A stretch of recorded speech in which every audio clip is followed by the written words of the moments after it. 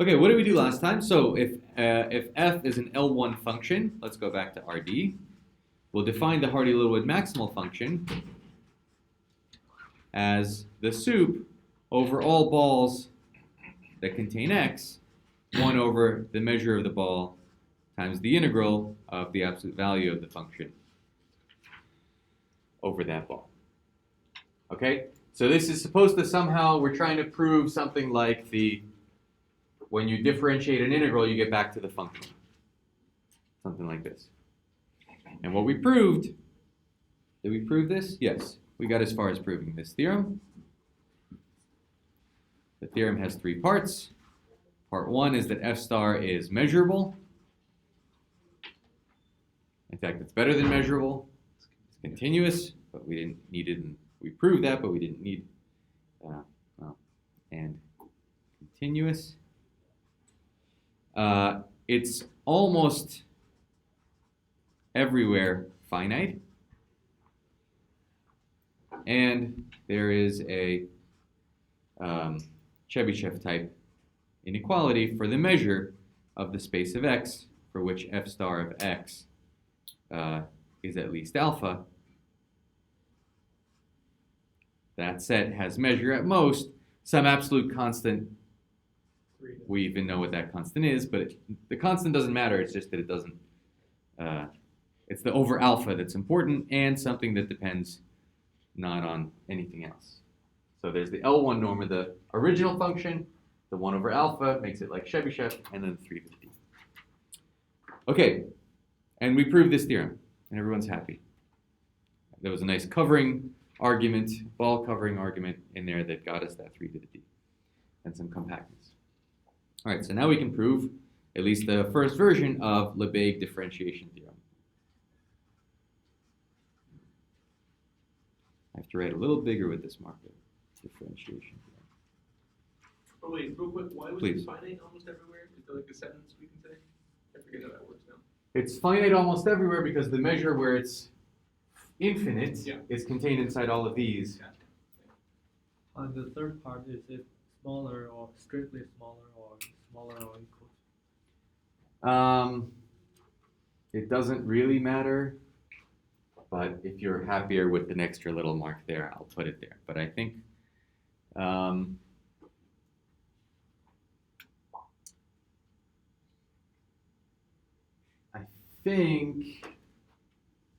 yeah, let's just put that there. I don't see where we necessarily had to lose in the proof. Yes? What was the motivation behind the Hardy-Littlewood? So we're trying to understand, let's remember the fundamental, well, it's what I'm about to write down, actually. What I'm about to write down is literally the motivation. So for x and b, is it like, wouldn't it be just the same everywhere? Is it y and b, or? Y is getting integrated over b. Okay. So y is in b. Oh, so this isn't a g of x. The integral is like a g of x, right? I don't know what you mean by a g of x. I take a ball. Yeah. So I have my point x in space. Here's x. I take any ball that contains x, and I integrate the absolute value of f over that ball, and I divide by the measure of the ball. And I take the worst ball. So f is in L1, so as I make the ball larger and larger, this thing is bounded by the L1 norm, but that goes to 0, so there's some sup. So it depends on the point you chose. Yes, it's a function of the point. That's like an average. It's like an average. It's like it's an absolute value average. And what we really want is what I'm about to write down. We want to zoom in on a point and see if should I write it? Yeah. Okay. So what's the Lebesgue differentiation theorem? If f is in L1 of Rd, then for almost every x, you guys are great because you're like, what are we doing here? This is what we're doing. When you take this 1 over the measure of the ball, integral over the ball, not absolute value. This is the actual value now, the average value over the ball. And you zoom in on x. So I'll take the limit as the measure of the ball goes to 0 while restricting to balls that contain x. So this is the analog of the fundamental theorem of calculus if the balls are intervals in R1. A, this limit exists, and B, this limit is the central value, f of x. How important were balls? Why not rectangles? For like triangles? I feel like you're like that. Ask me that in 30 minutes. Alright. Yeah. Time. Set a timer. If it's equilateral triangles, that's okay. If general triangles, we're in trouble. If general rectangles, there's a problem. Does it want to come in like from all directions? It has to do with eccentricity. Equidistant way. Yeah, the eccentricity of how you're approaching. So rectangles can have very, very small measure while having parts that are still far away from x. So squares would work. Squares are good. Yeah. You should give the lecture. You guys are right on top of it. Okay, so this is the point. If you integrate and you differentiate, where this is the analog of differentiation, as you said, we can be much more general. I just want to do the first version of this, and then we'll see how it generalizes. You recover the function that you were integrating at almost every point. Was Lebesgue the one who proved this? Yes. Or did Hardy-Littlewood in the book? Yes, well, that's a good question. Maybe Hardy-Littlewood. I don't know the history of this very well. Right, so this was the Hardy-Littlewood function. I should have said its name. Maybe I said it but not wrote it. This is Hardy-Littlewood. So, good question. I think Lebesgue proved some version of this, and maybe it was streamlined by Hardy-Littlewood, and now we give Hardy-Littlewood's proof in every textbook But I do have to go back and see historically. These are not far apart. This is 1902. Hardy-Littlewood's like 1917 or something. So if it is later, then it's not later it's not 50 years. Okay. All right. So in order to prove this theorem, let me just remind you of a couple of facts that I think we covered, but just in case. So lemma. So first of all, we know that simple functions are dense in L1. We talked about density in L1. Okay. So let's make that part one. Simple functions are dense.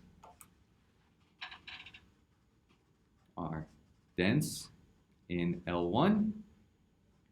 And then step functions are.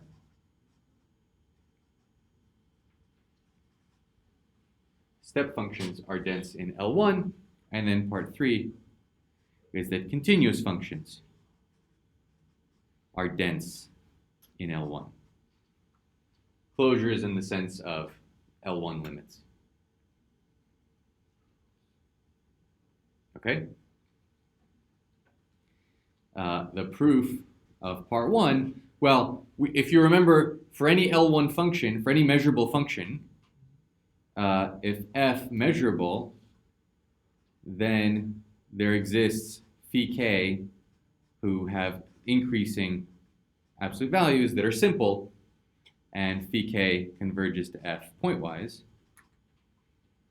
So if f is integrable, then the phi k's increase, the integrals of the phi k's increase, so by monotone convergence and dominated convergence. So monotone convergence or dominated convergence or both, the integral of the phi k's converges to the integral of the f's, and it converges pointwise, so we get L1 convergence. So once we have step functions, we approximate. There was another bit where we approximated step functions by simple functions. So this was 1. This 2. is dominated, right? Because we don't know that the phi k are monotone. Well, the phi k is an absolute. Yeah. Okay. That's right. So the first thing I said is the phi k's increase in absolute value to the absolute value of f, and that's in L1. Right. So we Or just alternatively, yeah, just use dominated on the phi k's themselves. But they're not dominated by f necessarily? You can make it dominated by the absolute value phi less k's than or equal to makes them. Yeah. They increase, so they increase to f. They go to f pointwise. Okay. Then simple functions, so the psi k, well, what does it mean to be a simple function? Justin? Or a finite sum with coefficients of measures of finite subsets of RD, right? Rectangles. Yeah. That's the key thing, the key distinction between simple functions, which are finite linear combinations of measurable things. Step function. Yes. Sorry. Step is the word that I'm looking for. Did we mean simple up there then?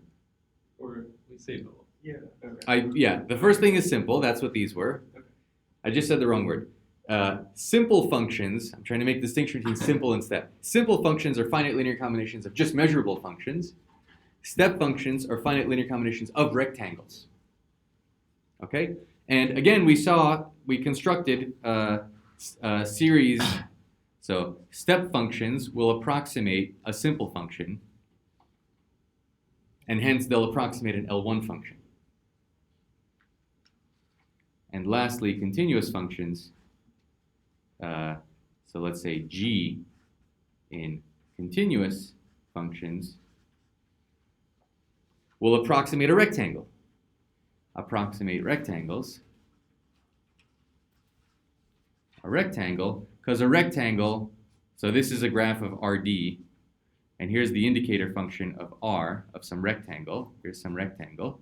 And so the indicator function is just here at height 1, and 0 otherwise. And you can take this epsilon little thickening of your rectangle and make a function g, which is 1 here and 0 there, and between, has this width epsilon, and epsilon goes to 0. And it's clear that the difference between g and the indicator of the rectangle that you're trying to get is this little height 1 strip, one of whose side lengths is epsilon, and epsilon goes to 0. Okay, so the g will go to psi in L1. So you can approximate continuous functions. Continuous functions approximate rectangles. Rectangles approximate measurable functions. Measurable functions, step functions approximate L1 functions. Sure. So do we allow infinite rectangles? Like rectangles that one side of the rectangle goes off to infinity? So if it's infinite, then you don't have to bother with, well, if it's infinite, Then it's not in L1. then it's not an L1, for example. Yeah. Yeah, that's a good way of getting at it. If it's infinite, then the indicator function of an infinite rectangle has an infinite measure. Oh. So that's, So you're basically saying that you can, if you have a step function, then you can kind of make it continuous by giving yourself an epsilon of room and linearizing. Exactly. I'm just doing, maybe this is a harder picture to see. Let's do it in RD like this. And here's the indicator function of your rectangle, which is not continuous. And I'm just saying, give yourself an epsilon on either side, and that makes it continuous. So continuous functions approximate rectangles. Right. Rectangles approximate step function, approximate simple functions. Simple functions approximate L1 functions.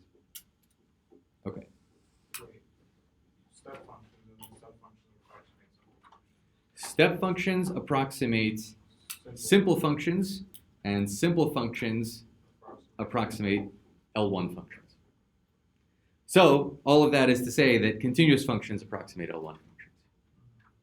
Question? So we proved earlier that step functions approximate simple functions. Yes. Did we prove it as an almost everywhere statement or a convergence in L1 statement? So we proved it as an almost everywhere statement, and now with dominated convergence, so the difference of these two goes to 0 and is dominated if everything in sight is in L1.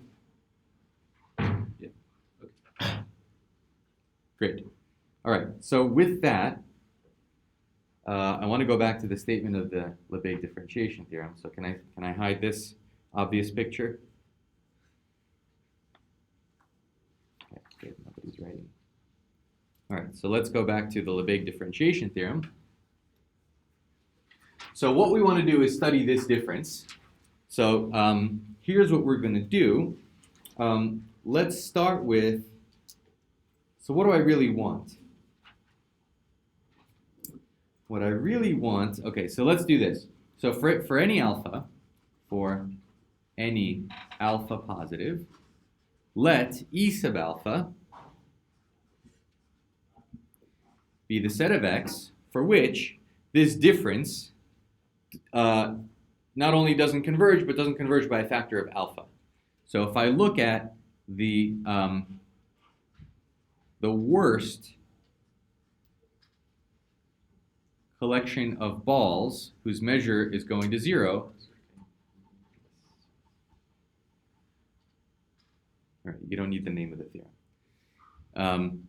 And I look at this difference, 1 over the measure times the integral of the ball of f minus f of x. So is that lim sup? It's lim sup. So if this thing, as the measure of the ball goes to 0 over all x, doesn't go to 0, what's the largest this gets infinitely often as I make the ball smaller and smaller? If it's bigger than alpha, then I put x into my set E alpha. So this is shorthand for f of y dy. This marker is just a little too thick, so it makes it harder to see what I'm actually writing. F of y dy. In fact, because this is an average, I could write it as f of y minus f of x inside. Okay, so the set of x for which this condition fails, this limit doesn't go, is the union. If it doesn't go, then it doesn't go because this thing is some number other than 0. So E, how do I do this? All right, so if E is the set of x for which the limit fails, is the exceptional set of x such that, let's call this star fails, E, is contained in, but is actually equal to, the union, this union over n of E 1 over n. So if I take alphas to be 1 over n, this is accountable. This covers every possible value of alpha. And so what I want to show is that the measure of each of these is 0. These increase to E, right? These increase to E as n gets smaller and smaller.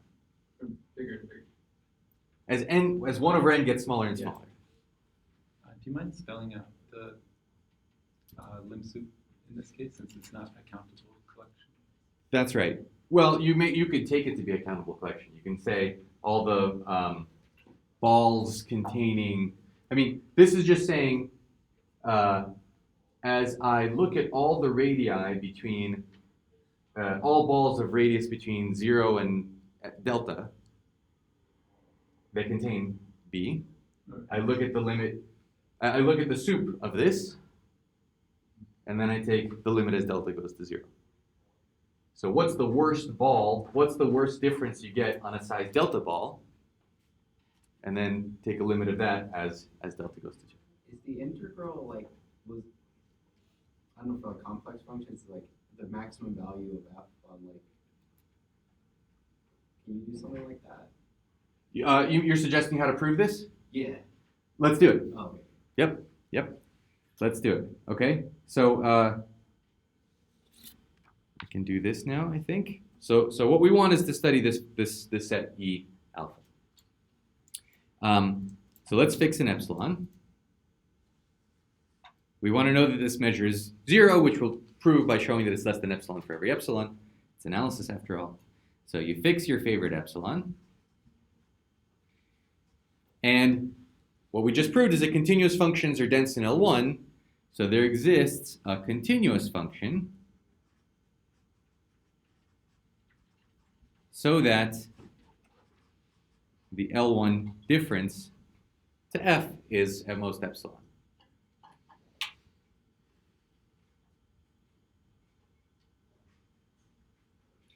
Now let's look at this difference.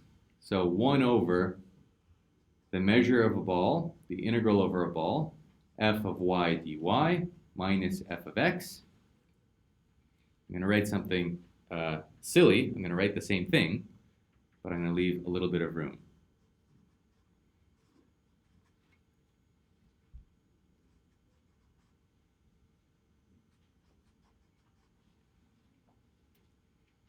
And let's add and subtract a bunch of the same stuff. So let's subtract g of y. And I guess I have to add back a g of y.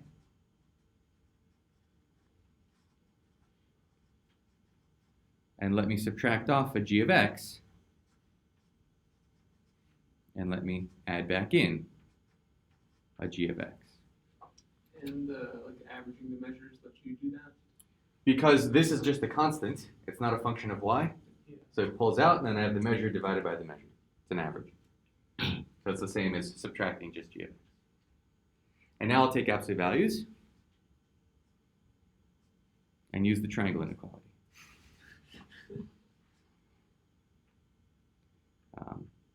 Doesn't really matter where I put this one.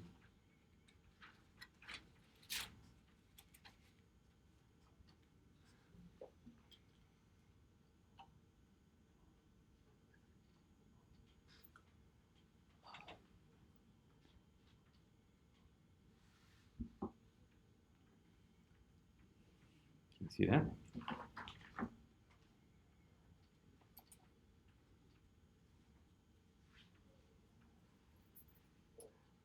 Okay, and then let's take limb soups on all sides.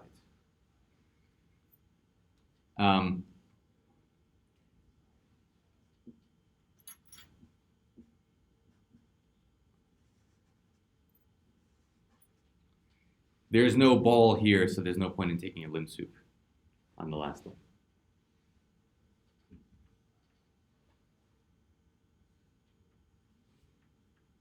Okay?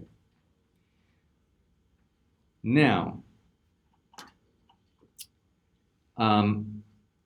what is this limb soup? The one on the what? On the maximal function of the difference. Yeah, let me put it this way. So let's say we're in, so if x is in one of these E alphas, then the left-hand side is at least alpha. Left-hand side is at least alpha. Oh, there's one more thing I want to show. Maybe I should leave this as an exercise. Why did I make G continuous? Because the middle term will go to 0. This is 0. What does it mean to be continuous?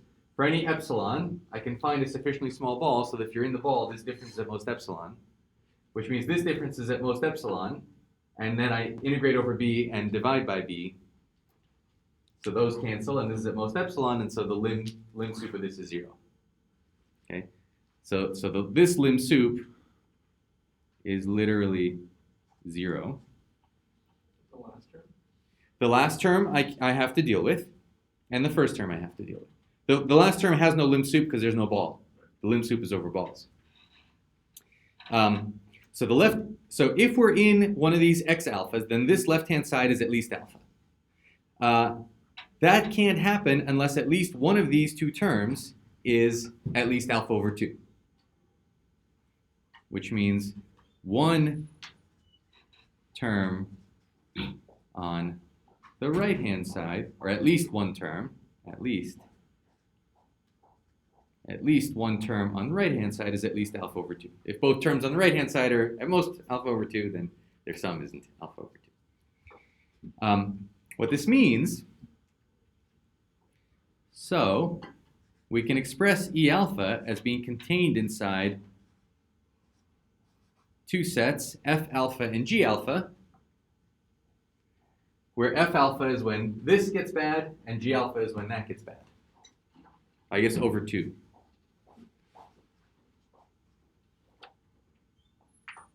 Where F alpha is the set of x such that the lim sup of 1 over the measure of the balls, integral over a ball, absolute value of f minus g is at least alpha.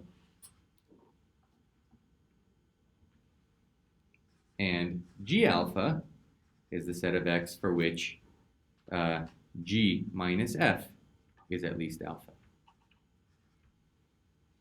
Question? Maybe silly question, but are we fixing a representative of F? Excellent question. So in here we are.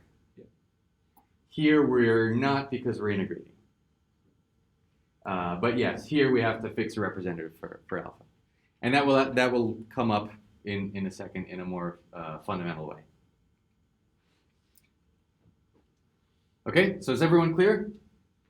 So the set of x where this gets bad, where this is big, is contained inside the set of x for which either this is at least alpha over 2 or this is at least alpha over 2. So let's call these f alpha and g alpha. Now, what is this function? It's the Hardy-Littlewood Yes. maximal function. This thing is nothing but the absolute value of f minus g star at x.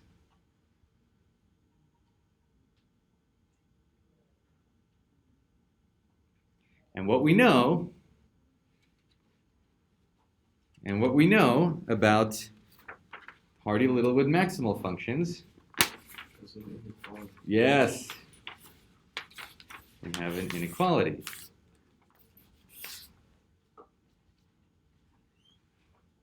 Here's our inequality on Hardy-Littlewood maximal functions for any L1 Hardy-Littlewood maximal function. So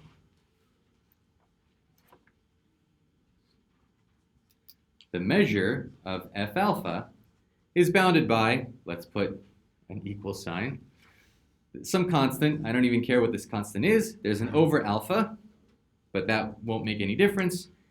Absolute value of the L1 norm. The L1 norm is just the L1 norm of f minus g. And we chose g to be the continuous function that within epsilon in L1 approximates f. So this thing's bounded by c over alpha times epsilon with some other constant. Well, actually with the same constant by our choice of g. What about g alpha itself? Chebyshev.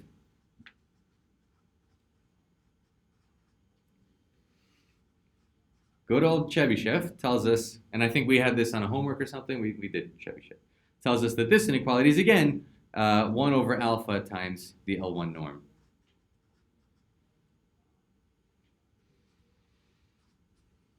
Constant times epsilon. So E is contained in these two sets with alpha replaced by alpha over 2. Who cares? They're just constants. So the measure of E alpha is at most constants times epsilon. This is true for any epsilon independent of alpha. Alpha is fixed. Fix alpha first. Let epsilon go to 0. So the measure of E alpha is at most something. Let's just and send epsilon to 0.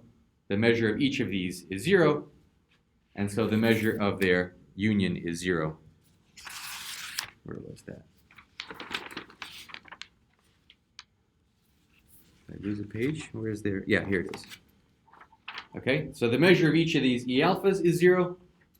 So E, which is the set of x for which we don't converge, for which the integral, the derivative of the integral, if we're interpreting as that, fails to converge, is contained in each of these. Each of these has measure 0.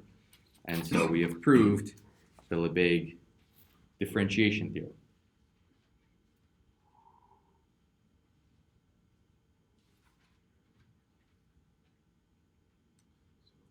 Most part is by contradictions, right? It's not by contradiction. Because you prove that the alpha is smaller than one thing, but I proved that it's smaller than epsilon for every epsilon. Yeah. So the only non-negative real number that's smaller than epsilon for every epsilon. It seems like the E alphas, the way they were defined already, are the sets where the convergence fails. It fails by a fixed amount. Oh, so It doesn't just fail, it fails by alpha. Oh, so that's why it was necessary to have the E defined We- separately. Yes, we need, yes, so this is an analytic, this is again epsilon of room. The motto is always epsilon of room. E by itself is very hard to estimate because if you're going to use any of these Chebyshev type inequalities, if alpha is 0, you lose right here. So instead of saying it fails by a fixed amount, the E without the subscript gives you that it fails in general. Yes, And then because you showed that all of them have measure 0, E must have measure 0. and it's a countable union. Right, I just don't understand why the E. Why we introduce the alphas. Yep. Oh, no, the E Oh, without the subscript. The E without the subscript is the statement of the theorem. Yeah, it just fails in general. It just fails in general, exactly. When does this not have a limit, and when does that limit not equal f? That's when the difference doesn't have a limit of 0. And if the difference in absolute value doesn't have a limit of 0, then it has a limit of something, which is positive. So you break it up into those regions by countable collection, prove that each of those has measure 0, so the whole thing has measure 0. That's a very analysis technique. Yes? So what happens when alpha goes to 0? So we don't send alpha to 0. That's the whole point. You send epsilon to 0 for any fixed alpha. And so each of these has measure 0. But it was union over all alpha. We make it a union over a countable union. Yes, if we interpret this as being contained in a union over all alpha, we're in trouble because now we have an uncountable union of things that measure 0 that could have whatever measure we want. So it's important here to say we're using that the rationals are dense in the reals near 0 or something. It's important to make this a countable union. Each of the elements has measure 0. That had nothing to do with alpha being rational. But now we use the countable union of measure 0 sets as measure 0. It's the Archimedean property. Yes. So this like integrability is a pretty strong condition though. Like this wouldn't even tell us that x squared is differentiable, right? You guys are literally step. Let me just make sure I don't want to say anything else. Okay, let's do it. What is the Archimedean property? That between 0 and 1 over n is another 1 over m. Oh, okay. Between 0 and any alpha, there's a 1 over m. Integers are big. Integers get arbitrarily large, and so 1 over integers get arbitrarily small. Okay, so remark, as you just said, Robert's remark, is we only ever used the integral locally. Only ever used things like the integral over f over balls. So let's as I said, this is the most basic version of the Lebesgue differentiation theorem. Let's get more sophisticated. Let's build up more sophisticated ones. So let's make a definition. F is locally integrable. So this is locally integrable if there's a variety of ways of doing it. You can say for every ball or for every bounded measurable set. Let's just say if for every ball f times the indicator of the ball is integrable. You would only need, for the proof to work, you only need that for every point, some ball. And then all smaller balls, I guess. Right? Yeah. I'm more concerned about big balls than small balls. Also for every ball. For every ball, Okay. big so or you small. You can't have the function going to infinity. You can. E.g., f of x is e to the absolute value of x, e to the distance to the origin from x. Locally integrable, exponentially blowing up. Nowhere near L1. Okay, so for all ball, so if the size of the ball goes to infinity, But on the ball. then it's For every fixed ball, it's okay, an for L1. every fixed ball. Yeah, okay. So then it's good for. we never used, in the proof, we never used anything about f outside of some compact region, so why not stick to, or bounded region? Is multiplied by chi b sort of like saying that f is in L1 restricted to b? Like If you L1 like. B and then Yes. a little bit under b? Yes, Okay. that's, and b isn't what's important, it's just for any b you choose. Is every continuous function locally integrable? What about every? Oh, yeah. Finite almost everywhere. Finite almost everywhere function, no, because 1 over absolute value of x. So a non-example, f of x is equal to 1 over absolute value of x to the dimension, I guess. What do I need? Dimension minus 1? D minus 1? Certainly to the d is enough.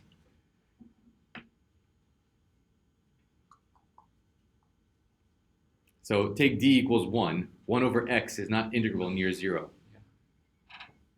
So that's a function which is finite almost everywhere, but has this big blow up. But another example, e.g., f of x is 1 over root x. Not in L1, not integrable out at infinity, is integrable near 0, so it's integrable in any ball. What is the order of f? 1/2, square root. Sorry. Okay, so I'm just making it integrable at 0. It's not integrable at infinity. We don't care about infinity. It's locally integrable. This one is not integrable at 0, and so the argument doesn't apply. There. Can you say something about integration at infinity? Yes. Can you say something about integration at infinity? Well, that's what L1. Like alpha common. Say it again. No, Alpha. never mind. Okay, you'll ask me. You'll ask me later. All right. So, all I want to say is that the theorem in the proof we never used anything except local data. So if your function is only locally integrable, just intersect it with some ball. Replace f by f intersect chi b, or f times chi b, for some ball, and prove everything in that ball. But there was nothing special about the ball, so it's true for every x. Okay, so I'll just make a theorem true with L1 replaced by L1 loc. You don't need to be integrable, it's enough to be locally integrable. Let's see an application of that.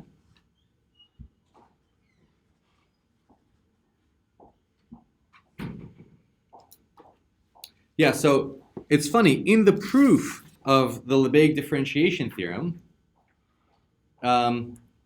we still are only using the function, the class of the function, because this is anyway an almost everywhere statement. Even though in the proof at some point we took a representative, any other representative would differ by a set of measure 0, but we wanted to define these sets. We're going to do something in a minute that really will be a choice of, depend on the choice of representative. You'll see that in a second. Okay, so let's talk about points of Lebesgue density. So if, this is a definition, I guess, definition. If x in Rd and E is measurable, we say x is a point of density. Lebesgue density for E, point of Lebesgue density for E,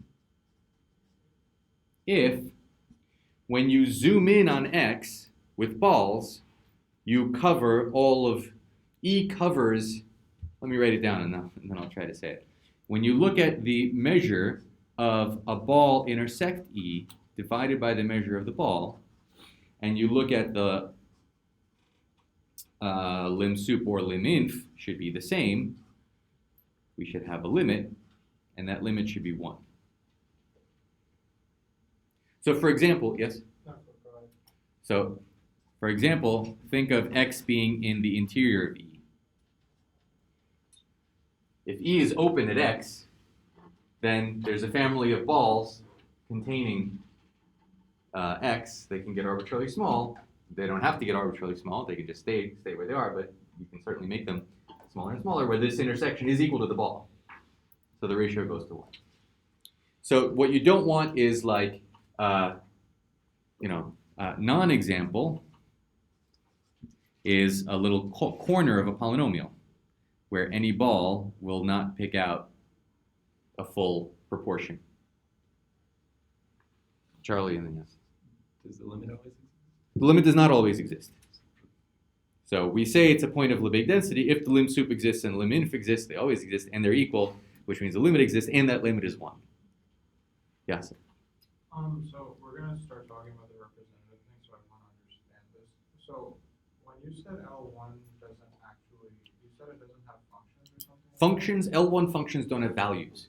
There's no such thing as f of 2 if f is in L1. Oh, F is only defined up to sets of measure 0. Right, I mean, it's defined like based on whether it's Lebesgue integral convergence, right? Yes, and we want the space, remember we proved this, we want the norm to be a norm, Right, so it's basically equivalence classes. so we want equivalence classes Which differ by a set of by measures. sets of measure 0. Oh, So there's no such thing as f of 2. I can change f of 2 to be because pi there's or so negative. many functions in there that it doesn't make sense to say f of 2. That's right. Because now it's like up to sets of measure 0. That's right. Okay. That's right. So I can change its value at any countable, uncountable, whatever. I can change its value at a Cantor set Right. that has measure 0. And there's still the same function as far as the space L1 is concerned. So, is it true that a boundary point isn't always a point of density? You could be a cuspidal boundary point. But like, you can find non-examples and examples of boundary point being. Yeah, so a cuspidal boundary point is one where balls will still have full measure. Yeah, but this is just to give you some sense of what this is trying to measure. It's trying to measure like it's some poor man's approximation to x is in the interior. All right, maybe it's not in the interior, but at least is it a point of Lebesgue density for E? Okay. Explain the non-examples. The non-example, I'm just saying that if this is your point x, and this is your set E,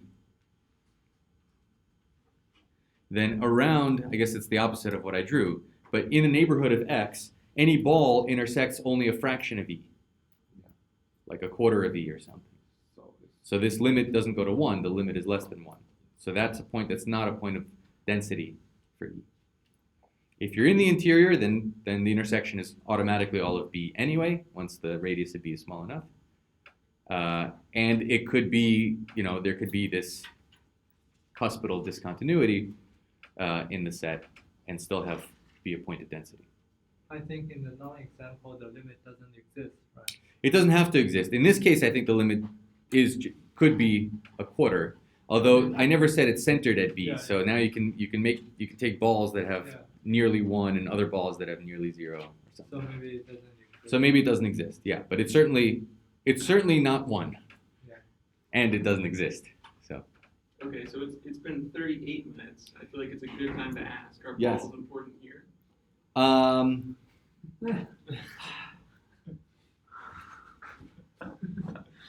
Well, okay. No. The short answer is here again. Balls are not important. I'll start the timer again. Yes. You'll see. Okay, how many pages in? Next page is about bounded at eccentricity. Right? I'm getting there. I'm going slower than I'd like to, but that's okay. All right. So, what can we say about points of density? So here's a corollary. Here's kind of an immediate corollary. If E is measurable, then almost every point of E is of density, is a point of density, and almost every point not in E is not a point of density. How would you prove this? Well, apply differentiation theorem to like characteristic functions or something? Yep.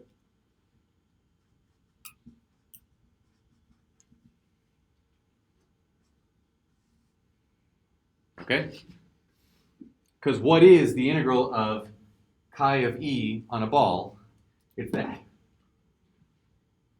Divided by this. And what is the value if you're inside e? The value of chi e is 1. So this goes to 1 everywhere in e, almost everywhere in e, you are a point of density. If you're not in e, then the same thing, so look, do the same thing with the indicator function of the complement, or just keep this function, but notice that the function on the other side is 0, and so it's not a point of density. Okay. All right. So it's another kind of if you're thinking of this as a substitute for the interior, then it's another way of saying almost every point is in the interior. But it's better than that. Almost every point in the set is a point of density. Okay. So now let's do the Lebesgue set. So if f is locally integrable, let its Lebesgue set LF be the set of points for which, first of all, I want f to be finite, and I want not just the integral to go to 0, I want not just this difference with absolute values here to go to 0, but I want to put the absolute values inside. So it's a slightly stronger condition. Putting the absolute values inside and then integrating is an upper bound for absolute values on outside. And if I take this lim sup of 1 over the measure of the balls, the integral over the ball of now the absolute value f of y minus f of x dy, and I take the lim as usual, the measures of the balls go to 0, keeping x inside the balls. So that is the Lebesgue set of f. And now I should say, really, f is an element of the class of f. So if I have a representative in the class of these things, then I can define this thing. You want this integral to be finite? I want this integral, thank you, I want this limit to be 0. Okay? So that's an actual limit, not just a lim sup now? If the limit is 0, then it is equal to the lim sup. Yeah. I guess it's a definition, so I don't need the sup on it. Right, okay. Okay, so that's the Lebesgue set, and what I want to prove, so another corollary, almost immediate, is if f is in L1, locally L1 is enough, then the measure of the complement of this set is 0. So let's prove this. This takes a little bit of proof. So it's a stronger statement than just the average goes to f of x for almost every x. I hope you see the distinction. Okay, we're putting the absolute values inside. It could be that this thing doesn't go where it's supposed to. So this requires actual proof. And then I'll be up to Robert's question.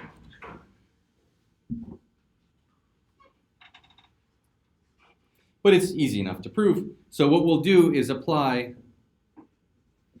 Lebesgue Differentiation Theorem to the function absolute value of f of x minus r for r in the rationals. Okay, what does that tell us? So let E sub r for some rational number be the set of x for which, again, the limit 1 over the measure of the ball, the integral of the ball, of this function, which is f of y minus r dy. Let's look at the set of things where this is equal to the limiting value, which is absolute value of f of x minus r. And this is over, do I have to write it here? Let me not. You know what I mean. X is in B. Measure, no, let me, yes. Okay, so what does Lebesgue differentiation theorem says apply to this function as a function of x for a fixed constant, rational constant? It says that this thing, almost everywhere, converges to the value. Okay? Can't quite read what's on the right. Sorry, this is f of x minus r in absolute value. Same thing as this. Let me write it again.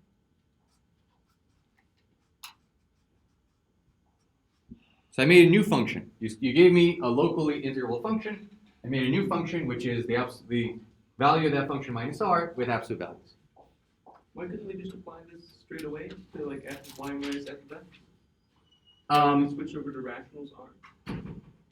You'll see in a second why I need to switch over to rationals r. I don't know.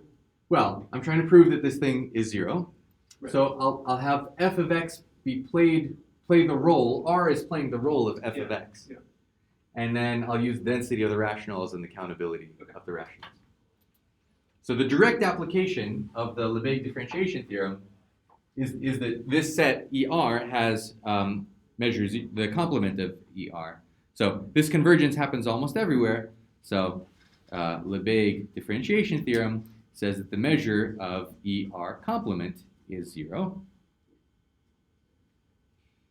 which implies that the measure, so let E be the union over all R of these complements. This has measure 0. It's a union of a bunch of measure 0 sets. And let's assume that x is not an E, and f of x is bounded. Okay? So I'm trying to figure out X is not X an is not equal. an E or an E? x is not an E, thank you. I'm trying to measure the measure of this Lebesgue set of f complement. So if this thing doesn't go to 0, but the value of we're not outside of the Lebesgue set because this thing doesn't go to 0. If it's not an E, well, E complement is the intersection of all the ERs. So it's in all the ERs. In particular, it's in some ER. Then X is in ER. And what does it mean to be in ER?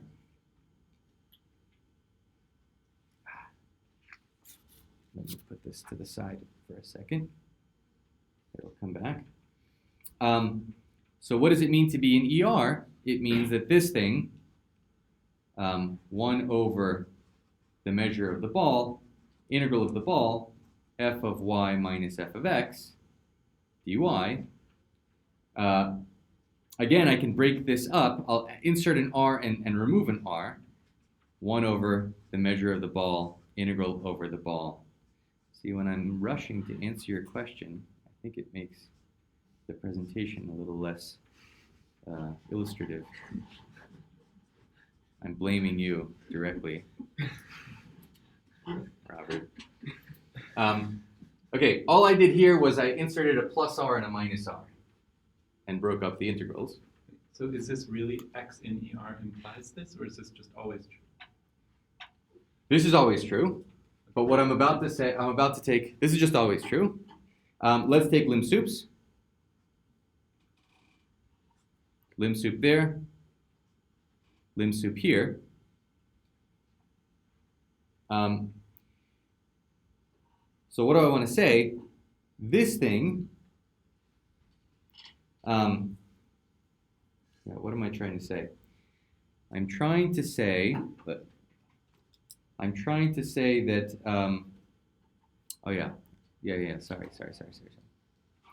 Assume x is not in E and f of x is 0. Where's R? What? We didn't choose R. So fix epsilon. Find R. Let R be such that f of x minus R is at most epsilon.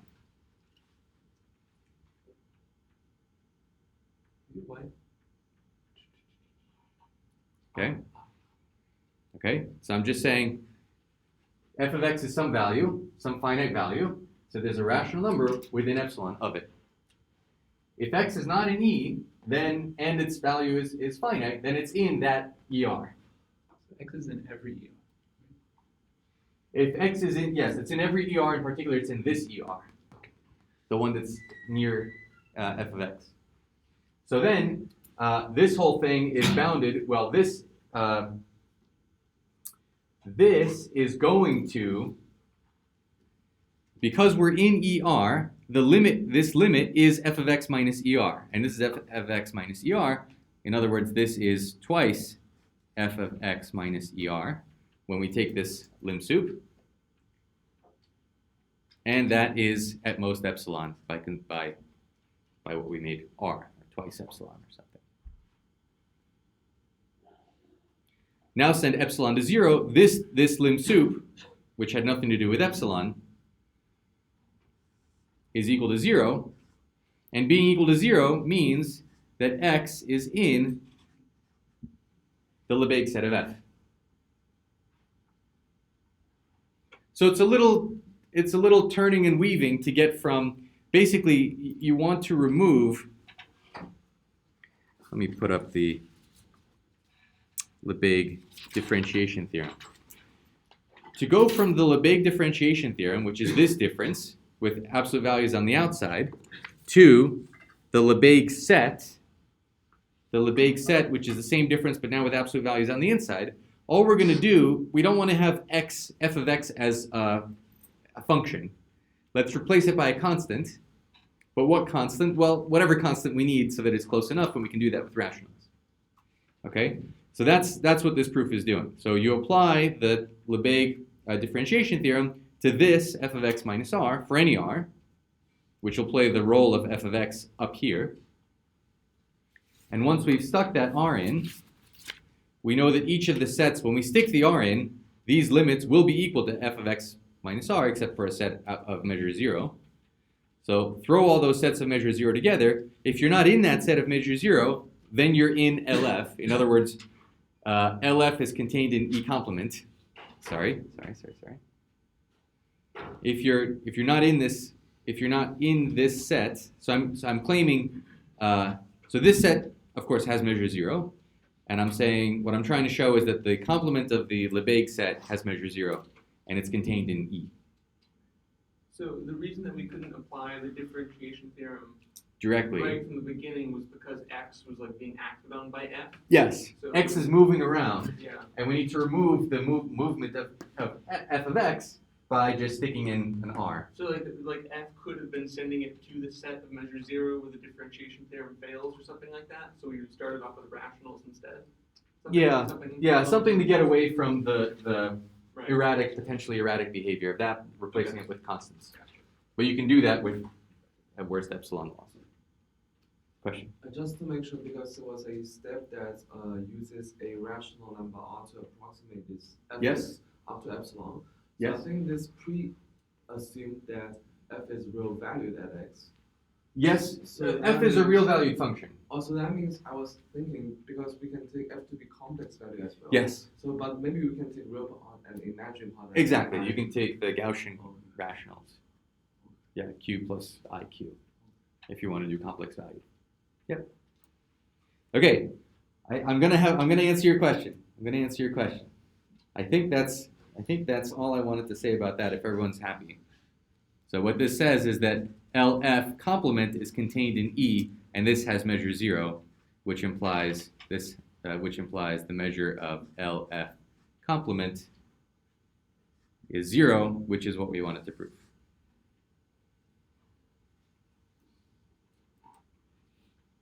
Okay. So let's talk about replacing balls with other things. Any other questions on the proof of this theorem? What about the point that if Well, the definition of the Lebesgue set is the set of X where F is finite. And if it's locally integrable, then it's finite almost everywhere anyway.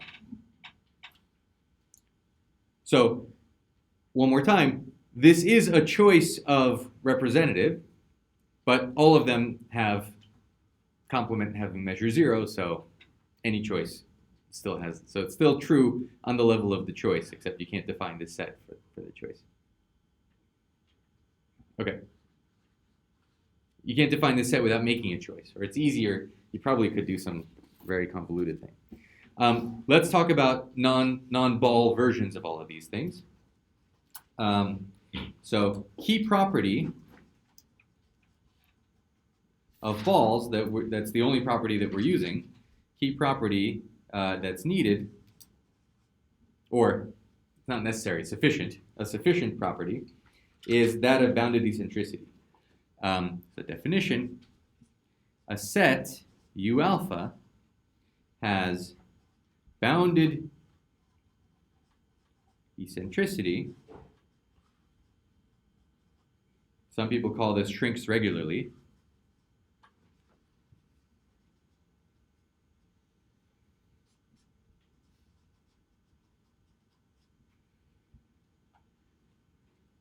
If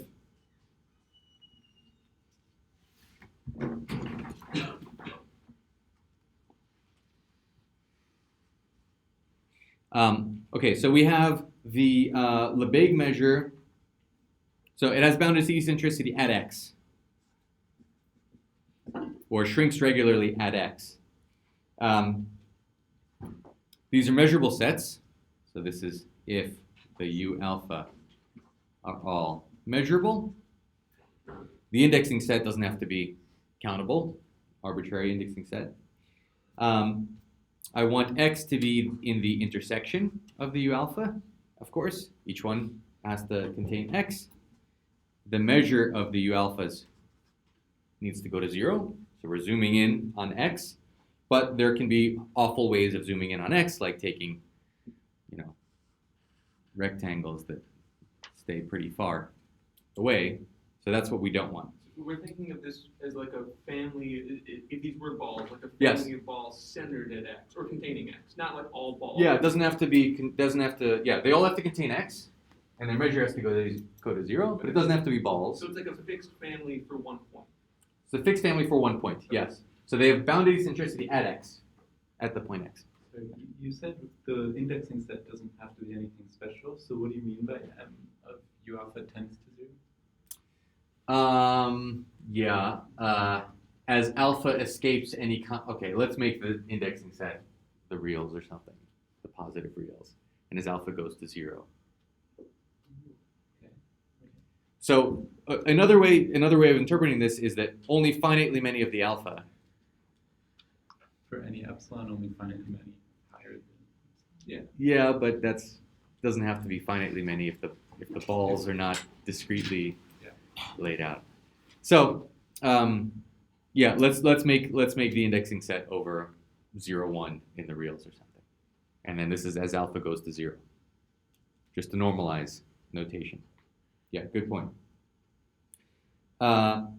So here's the key condition. So these are just the things. This is just that we're zooming in on the point x. But how are we zooming in? Here's the key property. For every U alpha, first there exists some constant, so that for every U alpha, there is a ball which contains x,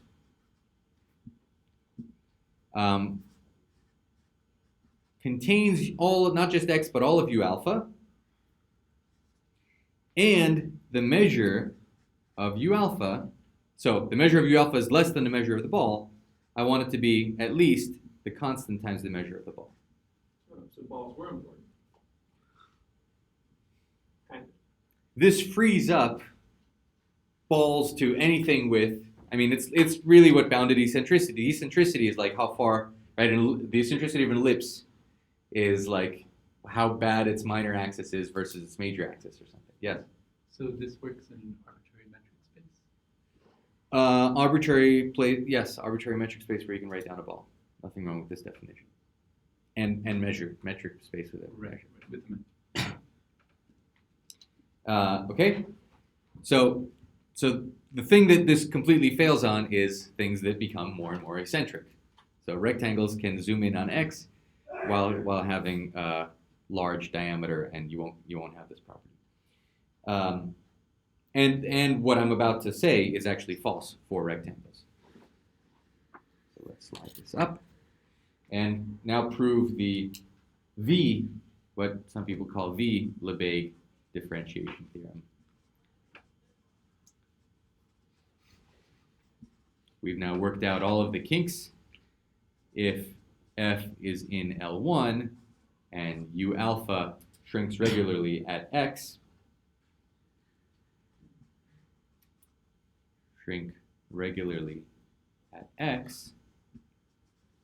then for every x in the Lebesgue set of f,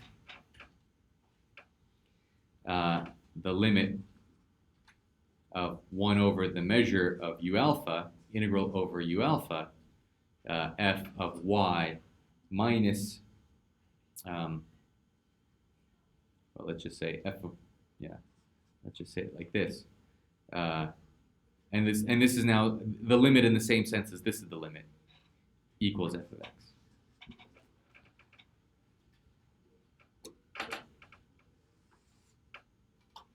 Let's just say a word about how do we get this from the original proof. It's basically one line.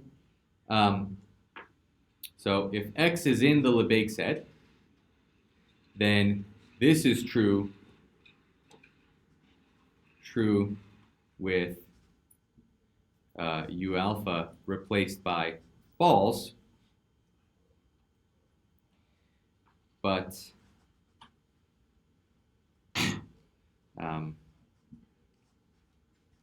if u alpha is contained in the ball, then how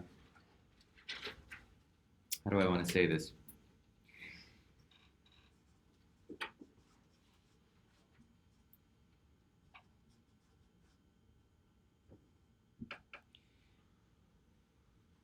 So the fact that u alphas are shrinking regularly at x means that we can find balls that contain u alpha and whose measure is at least this constant fraction of the measure of u alpha.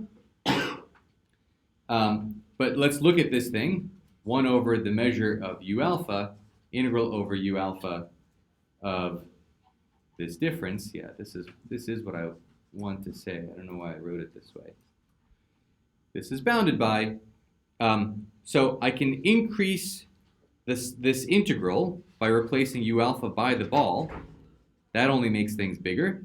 So you have that absolute value inside. Yeah, that's what I am debating against myself.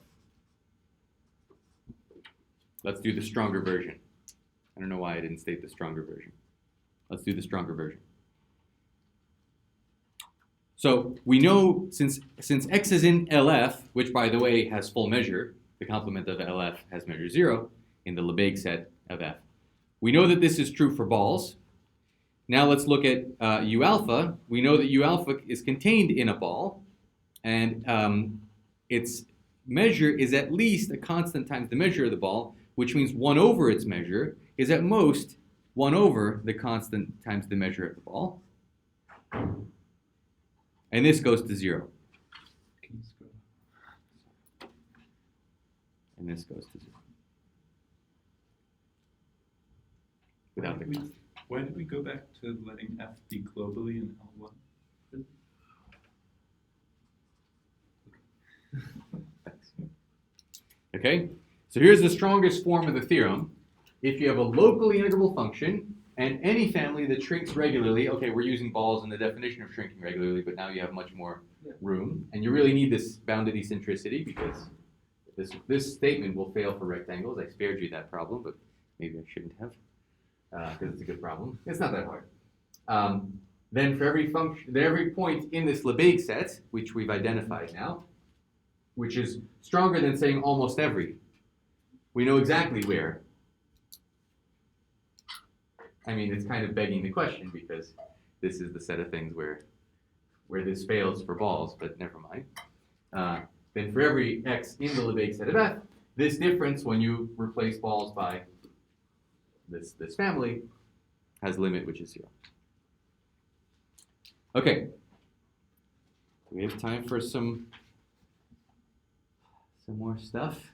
I can just barely start talking about, I want to get to Rada Nicodeme, but not in 4 minutes. All right, let's just start. Is everyone happy with the Lebesgue differentiation theorem? Why do we want such a specific? I mean, like, why do we want to relax the conditions? To make it as general as possible for applications. If you see a function that's, well, so certainly it's better to have locally integrable functions because I want to be able to take e to the absolute value of x. Because we never used anything except local information. Maybe instead of balls, I want to use cubes. Cubes have bounded eccentricity. Maybe I want to use ellipses with bounded eccentricity or something. And maybe I want the stronger condition with the absolute values here rather than on the outside. Because we can. This is called the differentiation theorem. So where's the derivative? The derivative is here. You take the value of f, you integrate it. It's the fundamental theorem of calculus. You took f, you integrated it, and then you differentiated it. I don't see the. This is only differentiation on one. It's not. It's by analogy. Remember what we said, f of x plus h minus f of x over h. If f is the antiderivative of f, then this is 1 over the length of this interval, measure of this interval, times the integral over this interval of little f of x, little f of y dy, where I is x to x plus h.